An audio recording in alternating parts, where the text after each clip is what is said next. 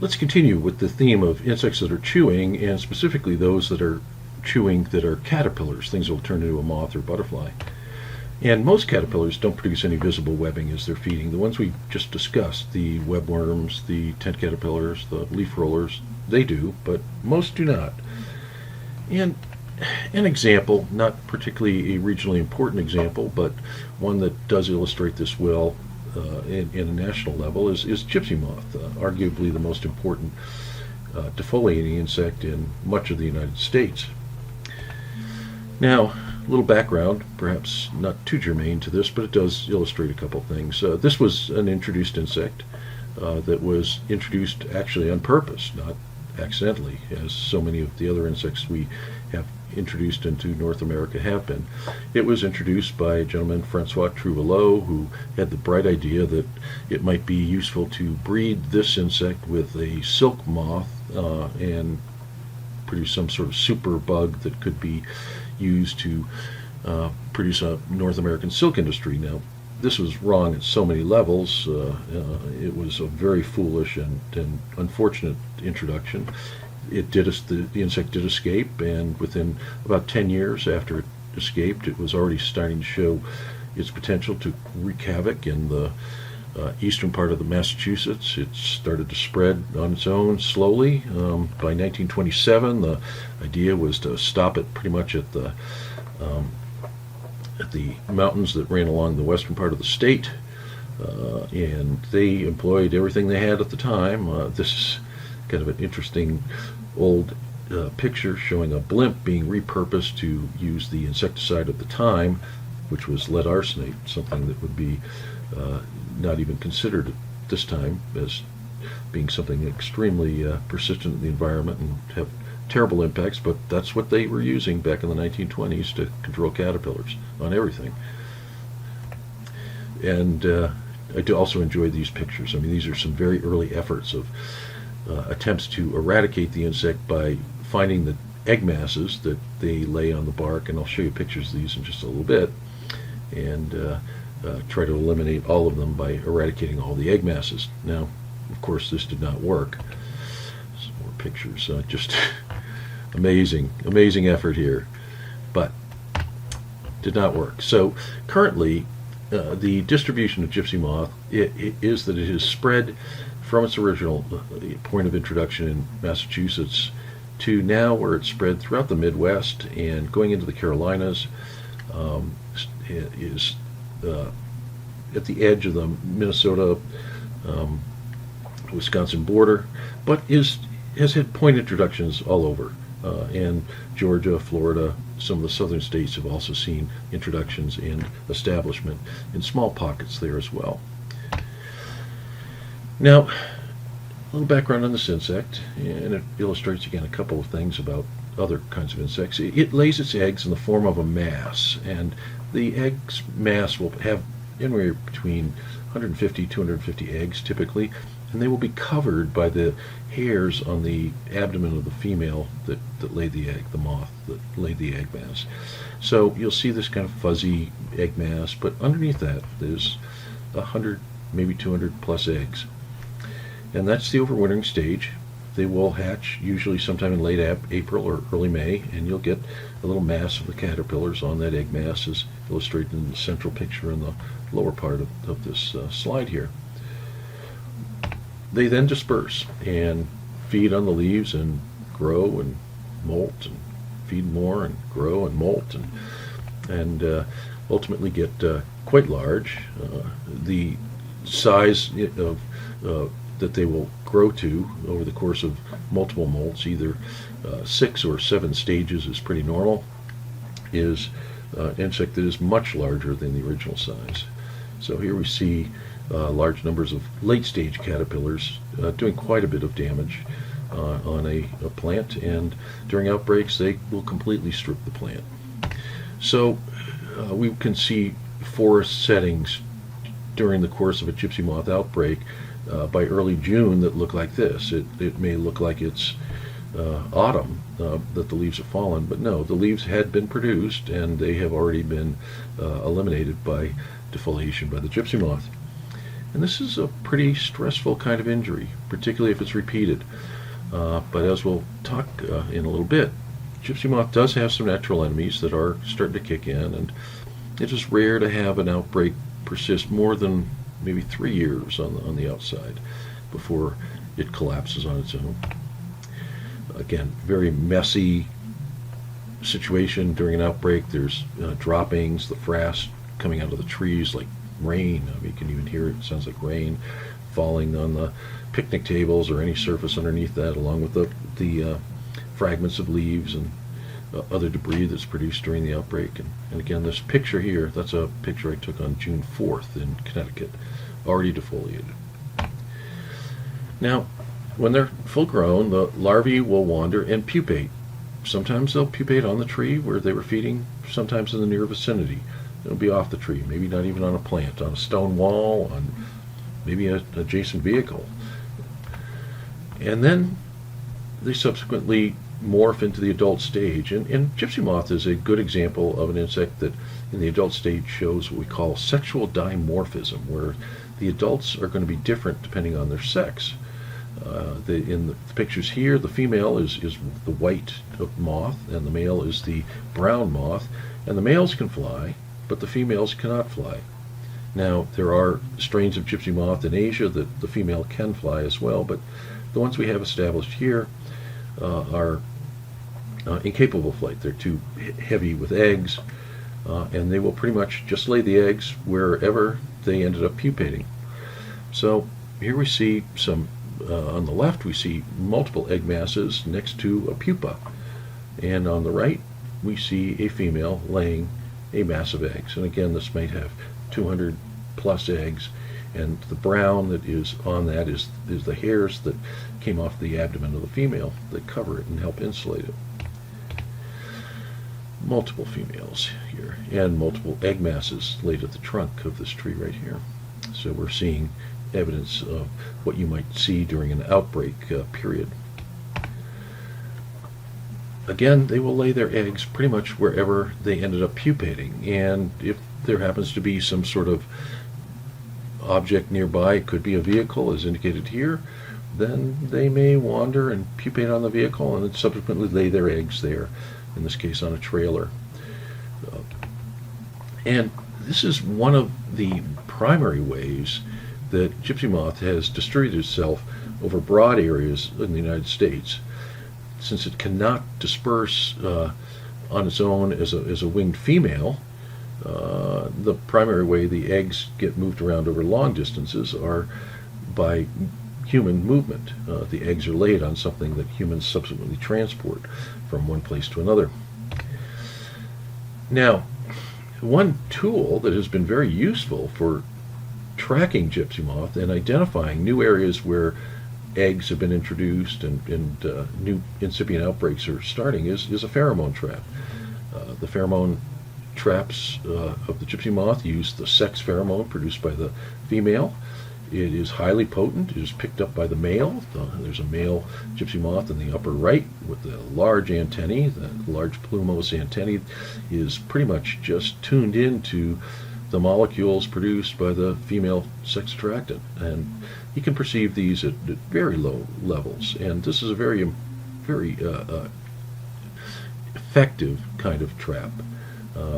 It can detect gypsy moth as being present with a high degree of efficiency, unlike some other insects which don't have such potent pheromones, say the emerald ash borer.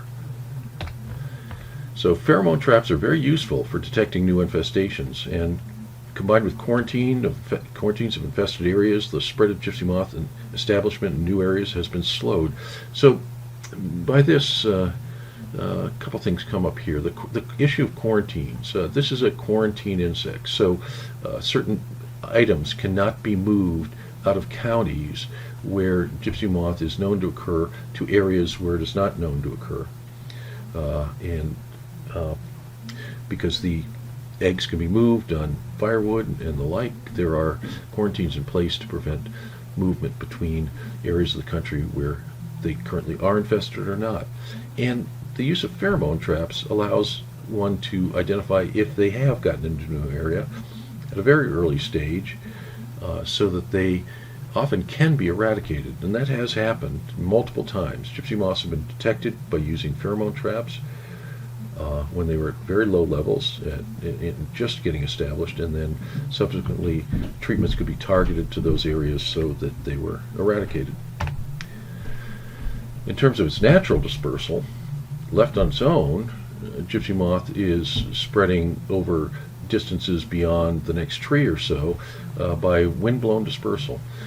This is an insect that has small caterpillars that are fairly hairy when they first emerge, and they are quite readily dispersed by wind. So on its own, gypsy moth spreads from one area to another by blowing these early stage larvae. Since the female can't fly and thus carry the eggs to a new location, the dispersal is either in this manner or, again, when humans get involved, they may transport those egg masses. But wind-blown dispersal is pretty much the way this one gets around, since the females do not fly. Now, there have been a number of things that have impacted populations of gypsy moths. Some of them have been here for a while, and some of them are fairly new. Now, the one that's been here for a while that has been irregular in occurrence but spectacular when it does come into effect is a virus disease, gypsy moth NPV, nuclear polyhedrosis virus, a wilt disease, a disease that causes the affected insects when they are dying from this to just hang loosely from their prolegs, and they're filled with virus particles. They'll ultimately rupture and spill the virus particles all over other leaves, splash about, and infect new gypsy moths that then consume the virus particles. So in this picture, there's several gypsy moth larvae that have evidence of that wilt disease, as indicated by the arrows. So notice how they're hanging by those prolegs, and again, they'll just rupture, ooze their body contents, which are now largely converted into these virus particles. And more recently, since about 1989, a very important other pathogen has emerged to affect gypsy moth, and it's a fungus, Entomophaga mega, which has greatly reduced the incidence of outbreak events. If we get a little bit of rain during the period of egg hatch, during this critical early season period, this fungal disease can sometimes whip in and infect large numbers. So actually, gypsy moth, in terms of its incidence of producing outbreaks, has been on the decline since this new pathogen has established itself. It is still a very important insect and still one capable of doing considerable harm during outbreak events, but the outbreaks are tamped down a little bit compared to what we saw during the first century when this was here in North America. Now, a local example of a fairly serious insect pest native to the region is Douglas fir tussock moth. This is an insect that does affect Douglas fir, but it also affects spruce and affects true firs. It is a member of the tussock moth group. Tussock moths are insects that have these little patches of hairs on the back, these tussocks of hairs. So elsewhere you might see the white-marked tussock moth, which is a common species eastern half of the United States on deciduous trees, or the rusty tussock moth, which is often on pines, or the western tussock moth, or the sycamore tussock moth. These are very hairy kinds of caterpillars and generally have these tufts of hairs on their body. Now, in the case of the Douglas fir tussock moth, the one that is adapted here, native here, and also occurs throughout the western half of the United States, quite a serious pest as well in the Pacific Northwest, in the forest, it has a range of a few conifers. Again, Douglas fir, spruce, and true firs. And in urban settings, it's mostly been an issue on blue spruce. This is an insect that also spends the winter in the egg stage in the form of a mass. So what we see in this picture, this kind of grayish area on the underside of this twig, is a mass of eggs. Perhaps you can see some individual eggs, but mostly they're obscured, once again, by the hairs that were produced by the mother and used to cover the mass of eggs. So this is kind of kind of a fuzzy mass that may have many hundreds of eggs inside. This insect hatches coincident with bud break, and perhaps you can see a couple of little tiny caterpillars in these pictures if you look closely. So what they're going to be doing is then moving to the new growth, because they're very small and the needles can be tough if mature. Really the only needles these very small caterpillars can successfully feed on are the newest ones that have just come from bud break. So you'll see the first bit of injury on the new growth, and there's a couple caterpillars illustrated in this picture, and they're chewing on the new growth. And as they feed, they get bigger and molt, feed and molt and get bigger. And as they get older, they may consume all the new growth entirely, in which case they're forced to go to the older growth. But the older caterpillars can successfully develop on that those older needles. So larvae first consume the current season needles, then they will move to the later season needles, becoming generalist defoliators. So feeding on older needles of whatever their host is: spruce, Douglas fir, true fir. And another aspect of this is that almost always you'll see the pattern of defoliation working from the top of the plant down, so that the area at the top of the plant gets defoliated most heavily, and then later they'll progressively move down. Now this causes some problems in detection, obviously. It's difficult to notice that something is happening at the top of a spruce tree, particularly if it's a tall one. And this is also fairly injurious to the plant, because repeated defoliation of the top growth may cause the leader to die, and then you have to establish a new leader, which can greatly affect the form if it is not corrected. But top-down defoliation, new growth first, older growth later, is a pattern with this insect. Again, in the wild, we're going to see it on Douglas fir and firs, but in the urban areas, it's going to be on spruce.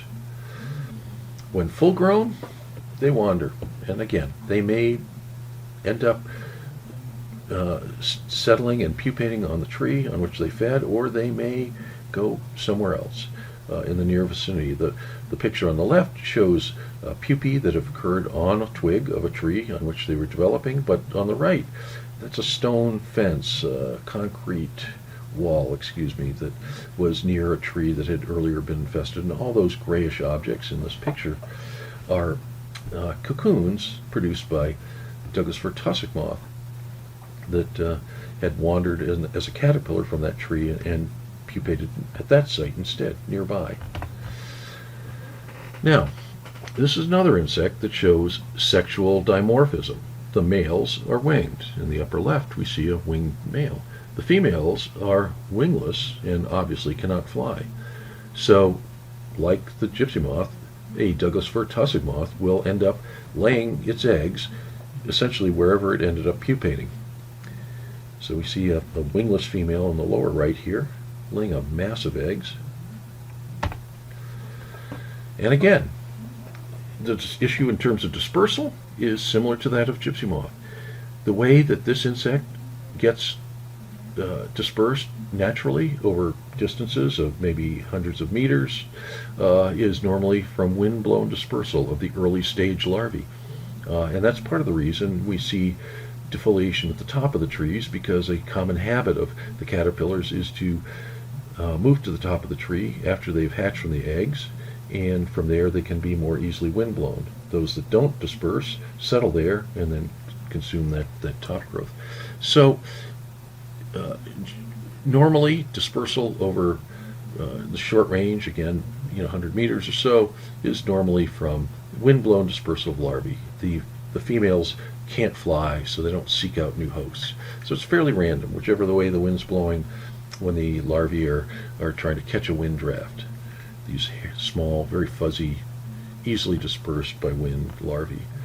Long distance dispersal, if they lay eggs on some kind of item where humans will then move it around, a picnic table, maybe a vehicle, then we can move Douglas fir tussock moth around as well by carrying the egg masses, just like the gypsy moth example. Just Now, finishing up, I just want to show you a couple of kinds of caterpillars we have around here. We have hundreds of caterpillars. Most of them are almost never observed. This is just a handful of some of those that you might see, and they have a little bit of a story behind most of them.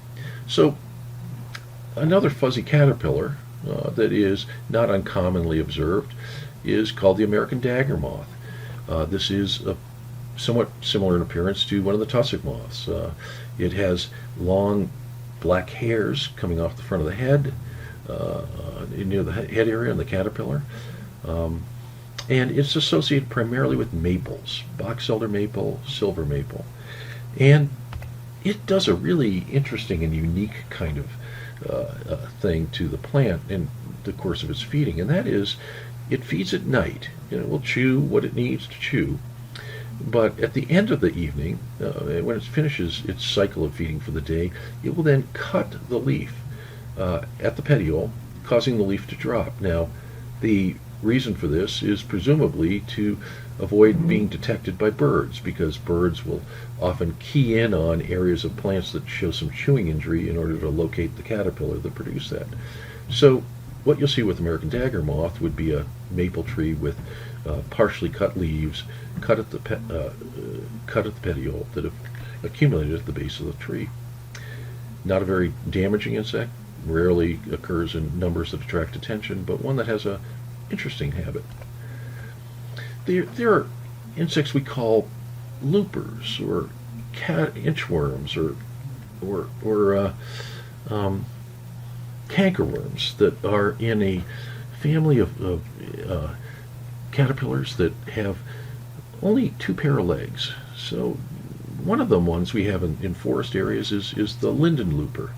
This is the inchworm we see most often during outbreak conditions in gamble oak, sometimes in box elder and the like. Rarely occurs in high numbers in urban areas, but probably the most common inchworm type of caterpillar.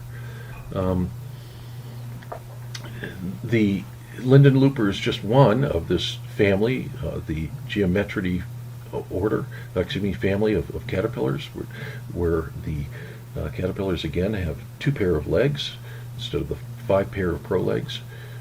And another one that is quite important in the Midwest is the fall cankerworm.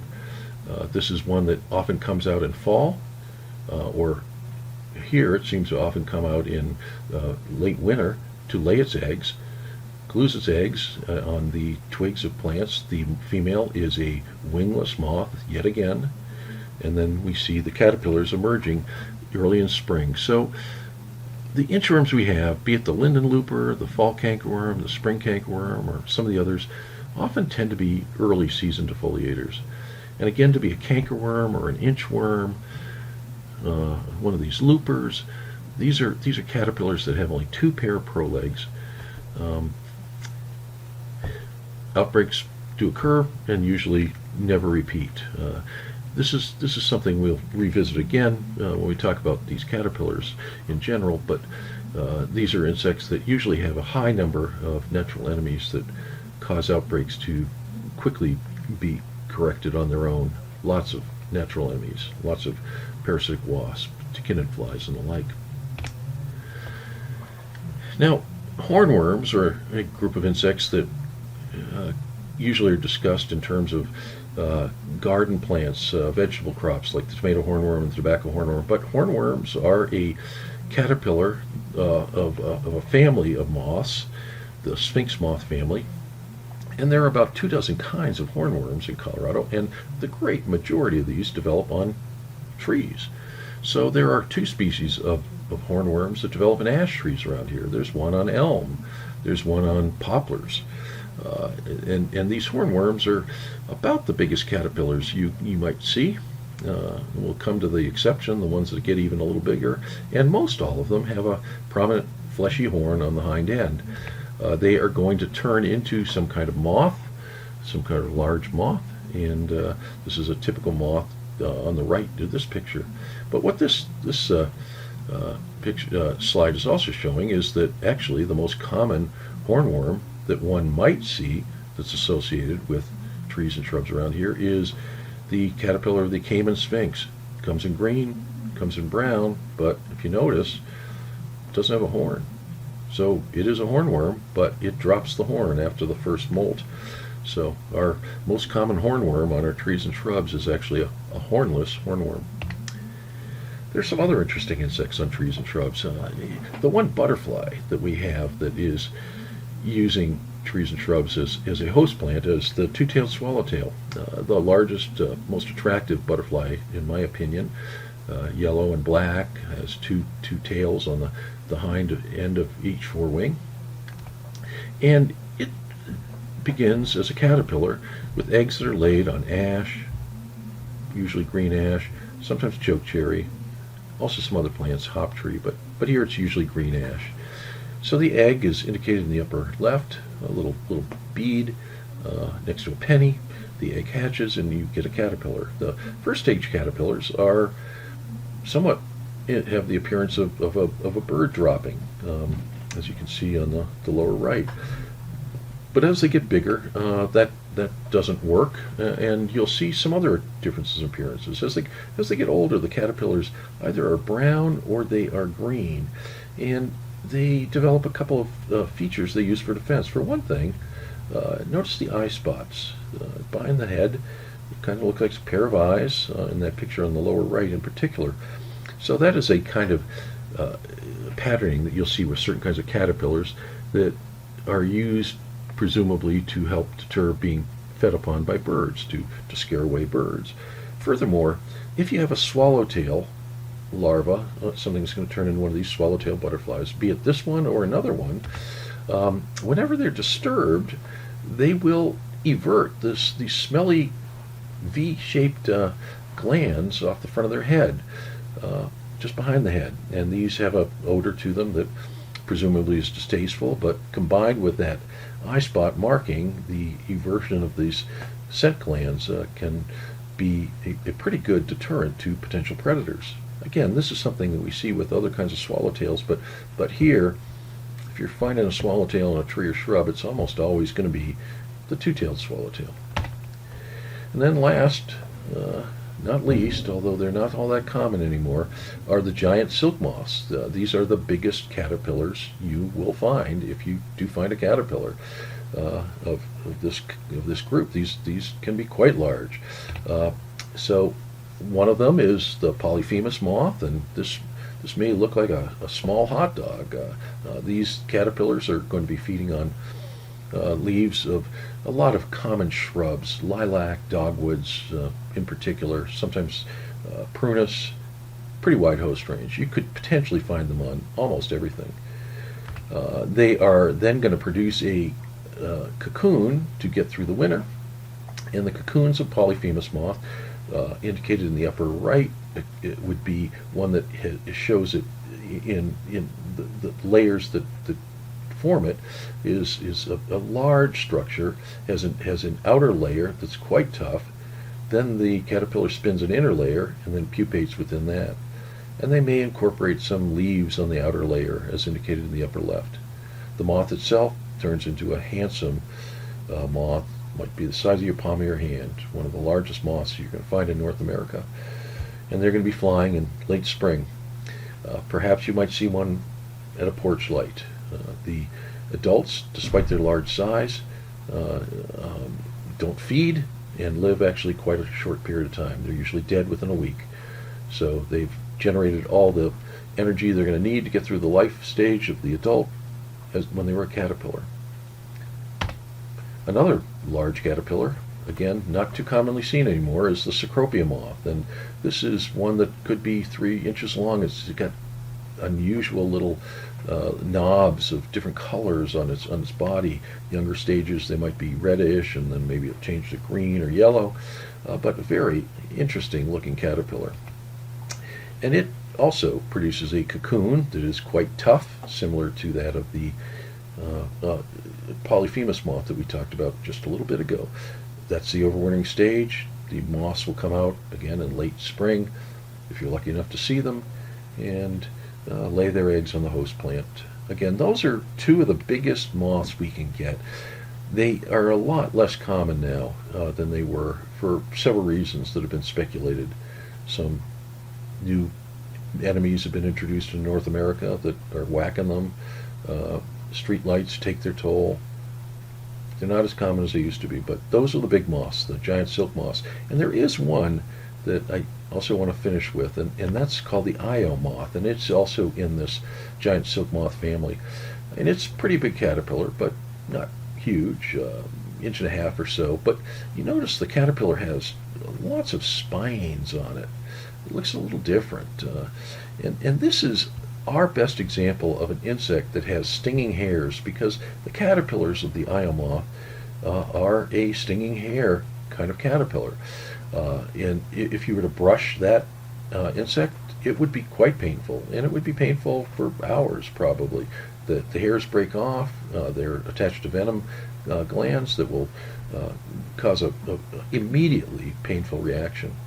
Elsewhere in North America, there's other kinds of caterpillars that can produce stinging from brushing the hairs, a saddleback moth, the puss moth, the hag moth.